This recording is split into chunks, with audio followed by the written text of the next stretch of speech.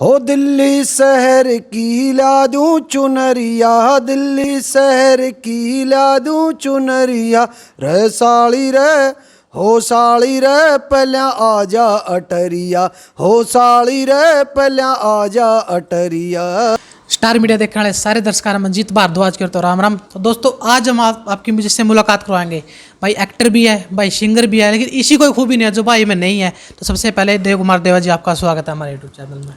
आपके channel star media Haryana को देखने वाले सभी दर्शकों को राम राम, नमस्कार, आदाब, सत श्री अकाल। सबसे पहले देव कुमार देवा जी, दर्शक अपना गांव, गोंड, जिला, तहसील के बारे में जानना चाह रहे हैं। मेरा गांव डीगल है और जो पहले रोहतक डिस्ट्रिक्ट में, अब हाल फिलहाल झज्जर डिस्ट्रिक्ट में है। और रोहतक से और झज्जर के बीच में डीगल टोल प्लाजा एक बड़ा गांव है डीगल। तो देव कुमार देवा जी, सबसे पहले अपना दर्शक है जो आपको कोई भी सॉन्ग की 2 लाइन सुना दो। हो दिल्ली शहर की ला दूं चुनरिया, दिल्ली शहर की ला दूं चुनरिया, रे साली रे हो साली रे पहला आजा अटरिया, हो साली रे पहला आजा अटरिया। वाह जी वाह। देव कुमार देवा जी, आपको कैसे मन में आया कि हाँ मुझे भी इस म्यूजिक लाइन में जाना चाहिए? बस हर किसी का पहले मैं कुश्ती में, रेसलिंग में बड़ा मन था। उसके बाद रागनी सुनते गए और रागनी कलाकारों को देखा, राजेंद्र खरकिया, रणबीर बडवासनिया, स्वर्गीय सुनील दुजानिया, मास्टर सतबीर, पाले राम दैया, बहुत से जो अच्छे रागनी सिंगर थे उनको सुना और उनकी स्टेज देखे। फिर घर में भी माहौल था, भाई भी रागनी गाया करते, तो वहाँ से कुश्ती में चोट लगने के बाद फिर कलाकारी की तरफ रुख हुआ और फिर रागनियाँ कम होती चली गई और ये पॉप और फोक सॉन्ग का ज़माना आ गया तो उसी तरफ बढ़ गई। तो आपने अपनी इंडस्ट्री में सबसे पहला सॉन्ग कौन सा रिकॉर्ड करा जिससे आपकी खुद की पहचान बनी थी? सबसे पहला सॉन्ग हुक्का भर लिया, जिसने आते इस गाने ने तहलका मचाया। खींच के मारा दम या चलगी चलम, यो गम मन कम कर लिया, जब भी तेरी याद आई हुक्का भर लिया। जब भी तेरी याद आई हुक्का भर लिया गाना 2014 का बहुत बड़ा हिट सॉन्ग रहा है और आज भी लोगों के जहन में है, दिमाग में है। खींच के मारा दम या चलगी चलम, यो गम मन कम कर लिया, जब भी तेरी याद आई हुक्का भर लिया, उस टाइम का बहुत बड़ा सॉन्ग। तो कौन से कलाकार आप देख कर इंस्पायर हुए कि हाँ मैं भी एक सिंगर बन जाऊँगा? देखिए, सिंगर तो मैं आज भी नहीं बनया हूँ, क्योंकि एक ड्राइवर या सिंगर उसको हमेशा सीखते रहना पड़ता है। बस काम चला लेता हूँ और जितने भी म्यूज़िक डायरेक्टर हैं वो बड़े हेल्प करते हैं और तब जाके कोई सॉन्ग मार्केट में आ पाता है। तो इतना अच्छा सिंगर नहीं हूँ, लेकिन मल्टी हूँ, गा भी लेता हूँ, एक्टिंग भी कर लेता हूँ, स्टेज परफॉर्मर भी हूँ, लाइव भी कर लेता हूँ। तो वो मल्टी जो पर्सनैलिटी है उसके कारण लोगों ने प्यार दिया है। तो देवा जी, आपके वहाँ एक फिल्म भी देखी थी बहुत पुरानी जी, तो आपने फिल्म में जाना क्यों छोड़ दिया और किस कारण था आपने फिल्म तय रुख मोड़ लिया, गाने की तरफ आए आप? मैं पहले हरियाणा में सीडी फिल्में बनती थी, तो उस टाइम पे दर्जनों फिल्म बनाई, आपने एक देखी होगी, लेकिन दर्जनों फिल्म थी और वो अच्छी भी चली। लेकिन उसके बाद 2011 में यूट्यूब का ज़माना बहुत अच्छा हुआ और 2014 तक तो यूट्यूब बहुत ज़्यादा वो हो गया, सीडियाँ ख़त्म हो गई। तो पहले सीडी में फिल्म आती थी, लोग सीडी प्लेयर में सीडी लगा के फिल्में देखते थे, चाहे वो नरेंद्र बल्हारा की हो, सिंहपुरिया की हो या हमारी हो। तो बहुत से कलाकार सीडी लाइन से थे। तो जब एल्बम का ज़माना आया तो सॉन्ग का ज़माना आया, तो फिर जैसा ज़माना आया तो वैसा ही बेस कर लिया और सॉन्ग की दुनिया में आ गए। अब फिर से फिल्मों की तरफ है। अभी पंजाबी मूवी जो पीछे कोरोना आया था उससे पहले रिलीज हुई थी, साडी मर्जी, जिसमें युवराज सिंह के फादर योगराज सिंह जी मैन उसमें थे और उस फिल्म में काम किया, बड़ा अच्छा लगा। एक पंजाबी मूवी और कर रखी है, उसमें भी बहुत बेहतरीन रोल, एक हरियाणवी करैक्टर है और आगे भी फिल्मों की तरफ, वेब सीरीज़ की तरफ रुख हो गया है। तो जैसा ज़माना आएगा उसी प्रकार का काम करते रहेंगे, क्योंकि मैं शुरुआत में बोला कि मल्टी पर्सनैलिटी कलाकार की, उसमें परफॉर्मर भी, एक्टर भी, थोड़ा बहुत सिंगिंग भी तो कर लेता हूँ जी। तो जैसे बात चले जी वेब सीरीज़ की, हरियाणा में वेब सीरीज़ बननी शुरू हो गई है, स्टेज ऐप पर बहुत सारी वेब सीरीज़ आ रही है, तो आप अपनी कौन सी वेब सीरीज़ पे काम कर रहे हो?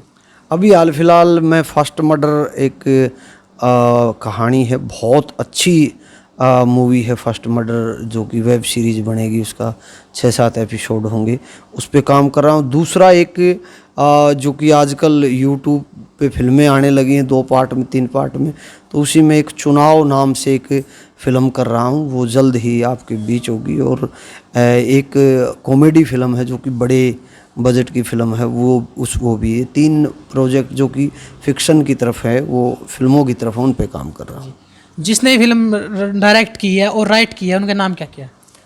अभी जो चुनाव है वो फिल्म तो कहानी तो मेरी है, लेकिन उस कहानी को एक कहते हैं ना कि स्क्रीन प्ले, उसको FTI के एक अपने साथी हैं वो लिख रहे हैं, शिवम, और उसके ऊपर डायरेक्शन का वो देखेंगे कि कौन करेंगे, क्योंकि अभी उस पर राइटिंग है।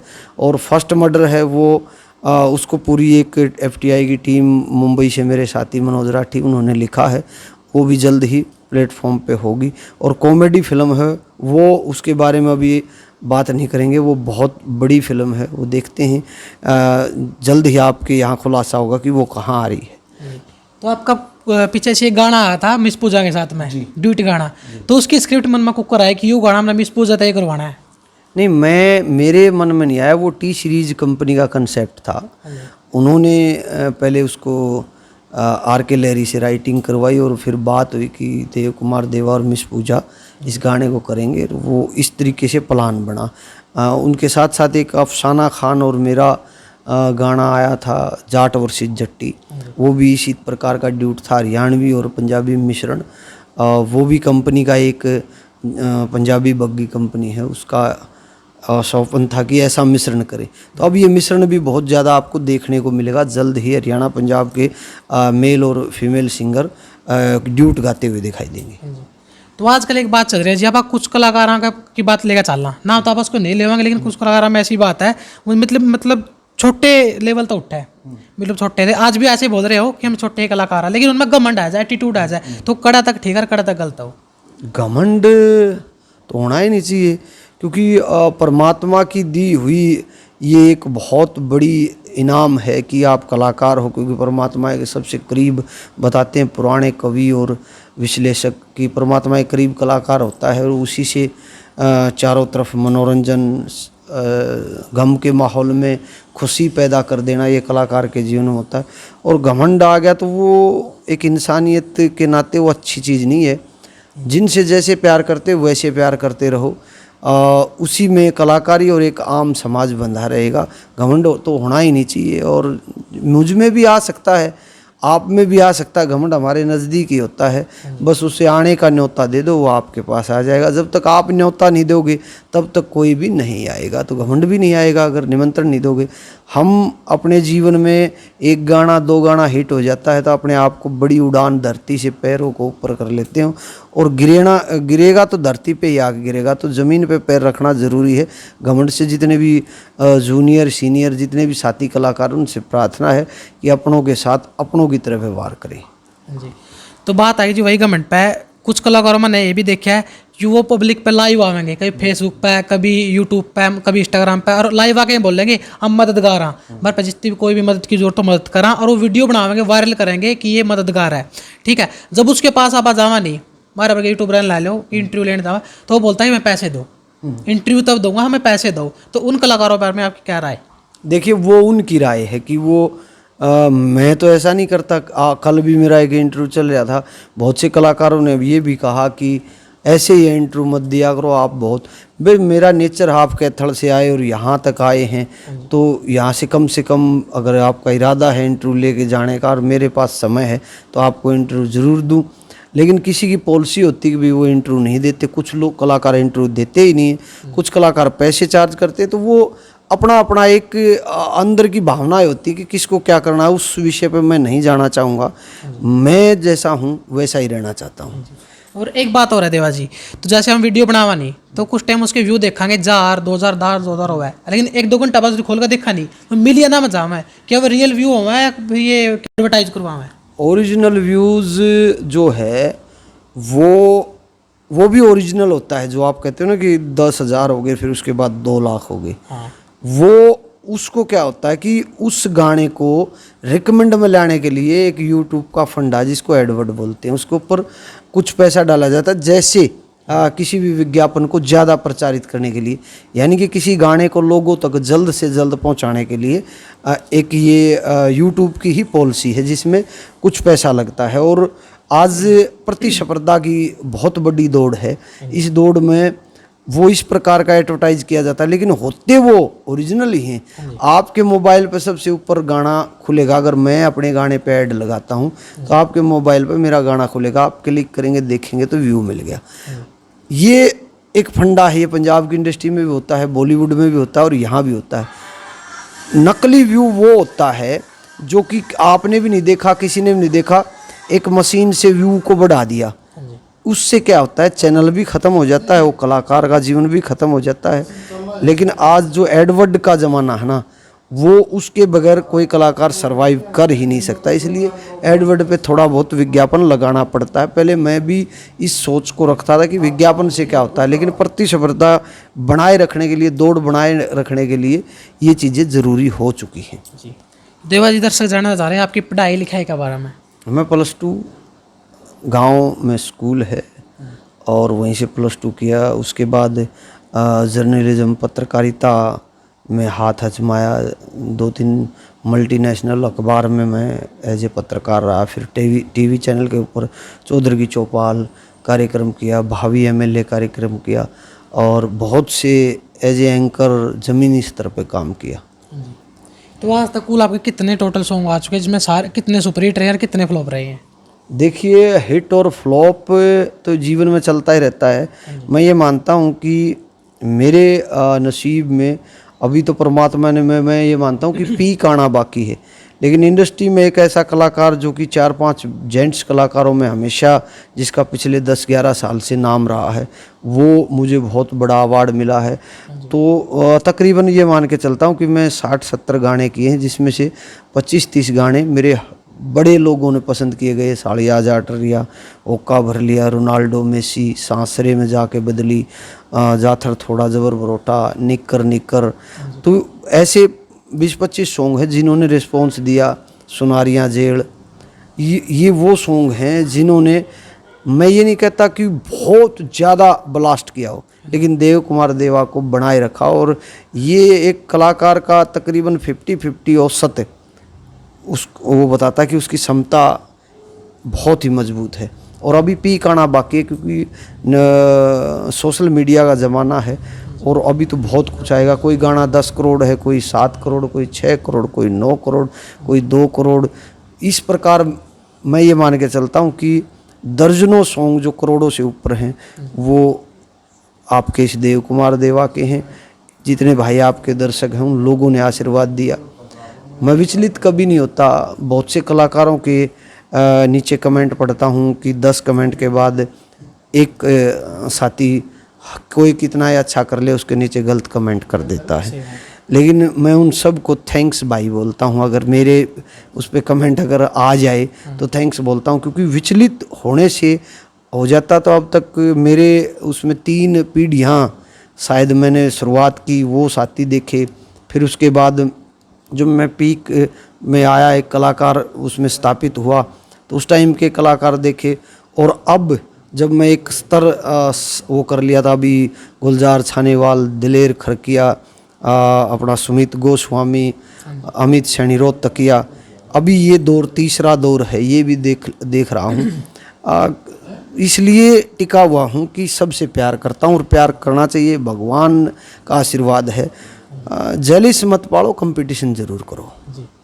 तो एक बात और सुनने में आया देव कुमार देवा जी को, जो कि हरियाणा के जो कलाकार है नहीं, उसके बारे में यूँ सुनने में आई है कि वो नशा करके गाना गावा है, नशा करके वीडियो करा है। तो इस बात में कड़ा तक सच्चाई और कड़ा तक झूठ है।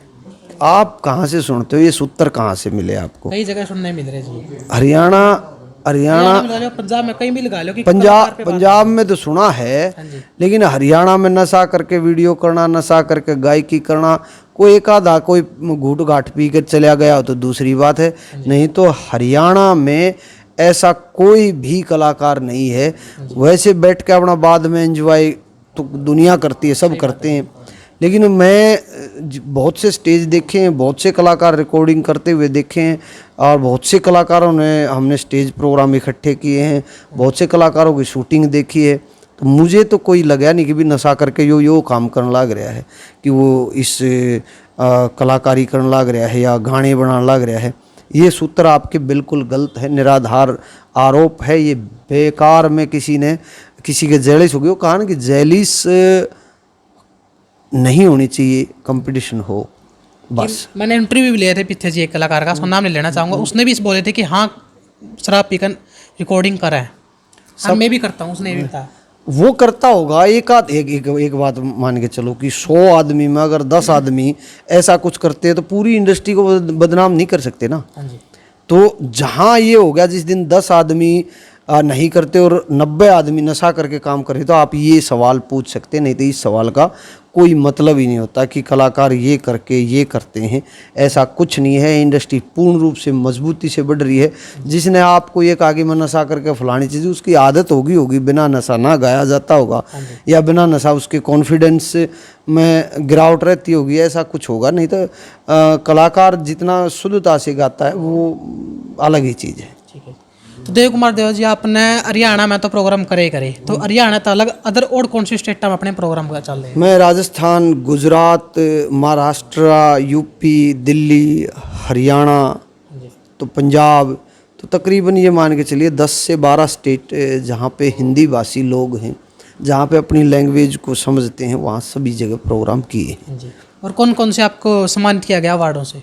अवार्ड का तो पता ही नहीं कितने अवार्ड हैं, क्योंकि हम जो पॉप के कलाकार हैं, पॉप और फोक के कलाकार हैं, इनको सरकार तो अवार्ड देती नहीं, लेकिन जो शिक्षण संस्थाएं हैं या कोई समितियां हैं वो हमें गौरव, अब मुझे अभी पीछे हरियाणा गौरव अवार्ड मिला और दिल्ली में भारत गौरव अवार्ड भी मिला है, जो कि सभी स्टेट के जाने माने हर फील्ड से व्यक्ति आए थे, तो वहाँ भी मुझे भारत गौरव अवार्ड मिला और न जाने कितने अवार्ड मिले हैं। लेकिन अवार्ड ये सभी सम्मानित अवार्ड हैं जिन्होंने दिए, वो बहुत ही सम्मान के योग्य आदमी हैं। लेकिन मैं सरकार से भी गुजारिश करता हूँ कि राग रागनी और उनके साथ साथ पॉप के कलाकारों के लिए भी कोई अवार्ड बनाया जाए और सरकार इनको भी सरकारी तंत्र के हिसाब से सम्मानित करे।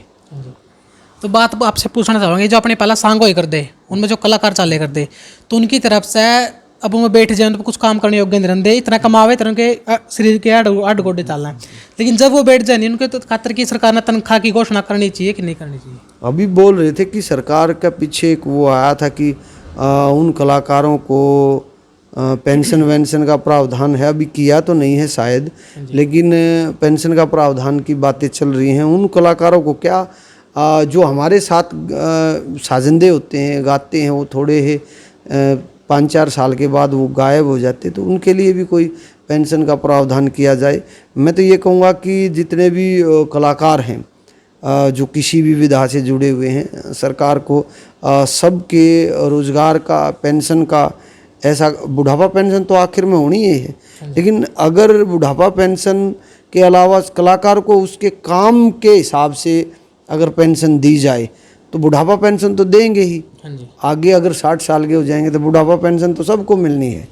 और लेकिन अगर उसको एक कलाकार का एक अलग से पेंशन का प्रावधान निकाला जाए, विकलांग पेंशन है, विधवा पेंशन है, बुढ़ापा पेंशन है, उसी प्रकार कलाकारों की एक पेंशन का नाम दे के उनको एक अलग से थोड़ा बहुत मान दे, ज़्यादा दे के, तो वो अपने आप को सम्मानित महसूस करेंगे। पीछे से एक मीटिंग भी हुई थी अपना गुड़गांव में जी, कि खट्टर साहब ने बहुत सारे कलाकार बुलाए थे, वो मीटिंग किस आधार पर थी? मैं नहीं गया, मैं उस मीटिंग में नहीं गया, किसी भी आधार पे हो।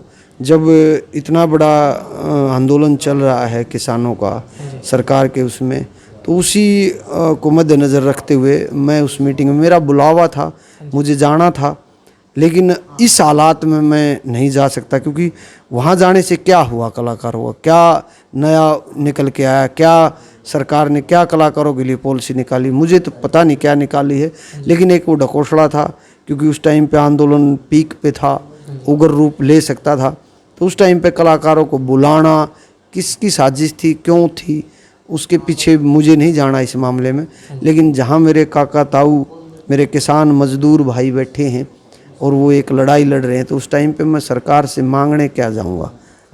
आज तक सरकार को खुद देखना चाहिए कि जितने भी कलाकार हैं, समाज का एक ताना बुना है, ये भी एक, ये मान के लिए 36 बिरादरी से अलग एक सभी बिरादरियों को जोड़ने का एक काम करने वाले कलाकारों के लिए सरकार ने, आज नहीं, राज्य की जितनी भी पहले की सरकारें रही, सभी सरकारों के ऊपर ये एक छोटा सा आरोप है।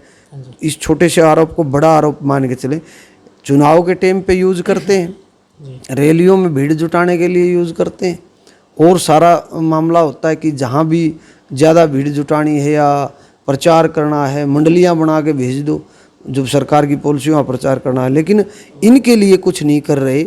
ये सभी जितनी भी सरकारें आज तक हरियाणा प्रदेश की रही हैं, उनके ऊपर आरोप है कि कलाकारों के चुनाव जीतते ही कलाकारों की तरफ कोई रुख नहीं होता।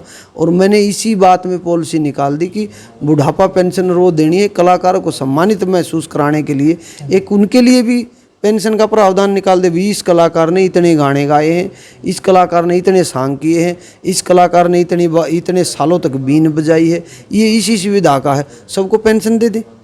आने वाले समय में 50-60 साल के बाद एक पेंशन का प्रावधान कर दें कि आप अब तक आपके हाथ पैर चल रहे हैं तो आप काम कर रहे हैं, उसके बाद अगर आपने और तो काम करने का लायक रहेगा ही नहीं कलाकार, तो उसी पेंशन में थोड़ा हम मानदेय बढ़ा के एक पेंशन ये भी कर दें। तो देवा जी, आप कितनी बार गए हो किसान आंदोलन में? क्योंकि बहुत सारे कलाकार ने वहाँ जाकर सेवा दी है, आप लाइव प्रोग्राम भी करे हैं, तो आप कितनी बार पहुँचे वहाँ पर? मैं तो किसान आंदोलन में हूँ, आप शायद कम मीडिया देखते हैं। अखबार के माध्यम से, बड़े बड़े टीवी चैनल के माध्यम से, और जितने भी यूट्यूबर हैं उन सबको पता है कि मैं पहला हरियाणा का कलाकार हूँ जो पंजाब के कलाकार संघू बॉर्डर के मैन मंच पे होते थे। तो मैं पहला कलाकार हूँ जिसने संघू बॉर्डर के मैन मंच से किसानों को संबोधन किया, लंगर में सेवा की, और संघू बॉर्डर, टीकरी बॉर्डर, ढासा बॉर्डर और शाहजहाँपुर बॉर्डर, इन सभी पे, और सभी जितने भी ये टोल प्लाजा हैं उन पे देव कुमार देवा की हाजिरी किसानों के बीच रहती है। तो कल परसों एक कांड होया जी अपना करनाल में कि किसानों के ऊपर लाठीचार्ज करी गई है, वो किस बात को लेकर था? बस वही, किसान शांतिपूर्ण ढंग से अपनी मांगों को मनवाने के लिए, जो सरकार की कोई मीटिंग थी या सरकार जिस पार्टी की है उस पार्टी की मीटिंग थी, वहाँ अपने शांतिपूर्ण ढंग से काले झंडे दिखाने के लिए गए हुए थे। को किसान हथियारबंद थोड़ी थे, तो जा रहे थे, तो जाने से पहले रोक दिया गया, बड़े आदेश दिए गए, उनको चोट मार दी गई, जिसमें एक किसान बताते हैं कि डेथ हुई है। और उस परिवार को मेरी तरफ से सांत्वना देने की कोशिश है, और जितने भी किसान भाई हैं वो शांति बनाए रखें, क्योंकि सरकार 9 महीने हो गए हैं और सरकार टस से मस नहीं हो रही, और टस से मस हमारे किसान भाई और हम भी नहीं होंगे। तो धीरे धीरे इसका कोई ना कोई समाधान निकलेगा, क्योंकि यूपी चुनाव और पंजाब चुनाव नज़दीक है, सरकार को झुकना पड़ेगा, फैसले पे आना पड़ेगा। तो लास्ट में देव कुमार देवा जी, आप अपने जो फैन फॉलोइंग है, अपने भाईचारा, उसको क्या संदेश देना चाहोगे? मैं यही संदेश देना चाहूँगा कि भाईचारे को बनाए रखना, प्यार प्रेम के बगैर कोई भी नैया पार नहीं जा सकती, इसलिए आपस में भाईचारे को बनाए रखो।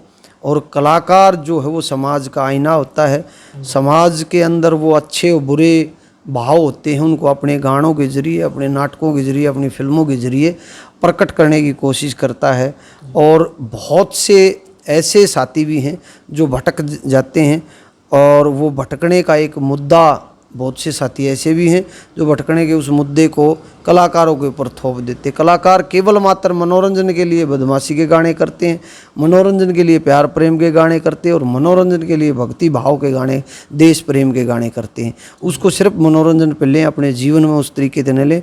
और जो जिसको बदमाश बनना है या अच्छा बनना है, वो घर के संस्कारों से ही बनेगा, न कि किसी के गाने सुनने से, न किसी के अच्छे गाने सुनने से अच्छा बनता। रामायण और महाभारत के बाद कितने महान आदमी हुए, मुझे तो नहीं लगता। घर से संस्कार मिलते हैं, और उन संस्कारों को घर में अच्छे तरीके से रखना। अगर आप में अच्छा दिमाग है, अच्छा प्यार प्रेम है, तो आप इस देश का, इस प्रदेश का, अपना परिवार का, अपने गांव का नाम रोशन कर सकते हैं। तो आप सिर्फ पॉजिटिव सोचें और भाईचारे को बनाए रखें। जय हरियाणा, जय हिंद। और ये स्टार मीडिया हरियाणा चैनल को सब्सक्राइब कर लो। भाई बड़ी मेहनत करके थड़ से यहाँ आए हैं। जितने भी मुझे साथी देख रहे हैं उनमें से 50% ज़रूर सब्सक्राइब कर लियो। भाई की यही मेहनत है। धन्यवाद दोस्तों ऐसे बने रहिए हमारे साथ। तो ऐसे ही रणवी कलाकारों का, सिंगरों का, एक्टरों का, मॉडल का आप तक इंटरव्यू लेके रूबरू होते रहेंगे। तब तक के लिए स्टार मीडिया हरियाणा, जय हिंद, जय हरियाणा। जय।